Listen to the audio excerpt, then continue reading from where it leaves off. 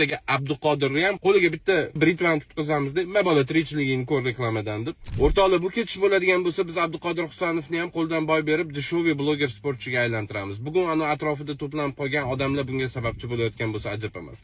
Kecha Eron O'zbekiston o'yinida Abduqodir eng past natija ko'rsatgan sportchi bo'ldi. Men mutaxassis emasman, buning sabablarini bilmayman, lekin aytilayotgan sabablarga ko'ra ko'plab tashqi omillar bor. Bular o'sha atrofida kerak-keraksiz odamlarning paydo bo'lib qolgani, kerak-keraksiz tadbirlarga yetaklanayotgani yoki atrofida hingir odamlarning ko'payib qolgan bo'lishi ham mumkin. Hatto o'sha City'ning muxlislari ham yozdi, Abduqodirni tinch qo'yinglar deb. Yo'q, biz tinch qo'ymayapmiz, tinch qo'ymoqchi ham emasmiz. Nimaga? Ko'tar qilib bunga tiqib yurishdan manfaatdormiz, lekin u bolaning karyerasini kim o'ylayapti men bilmayman, o'zidan boshqa.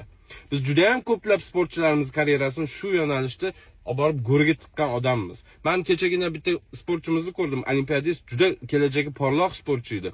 Kecha soat 3 da fast food yeb o'tiribdi.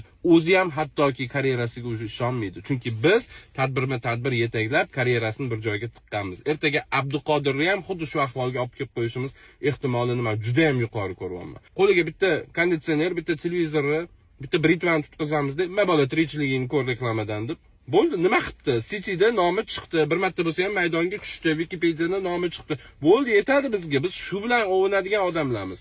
Yetadi. Ertaga 3 kundan keyin 4 ta non ko'tarib bormaydi shu bolaning uyiga. Ha, desa, hozir lekin yonida.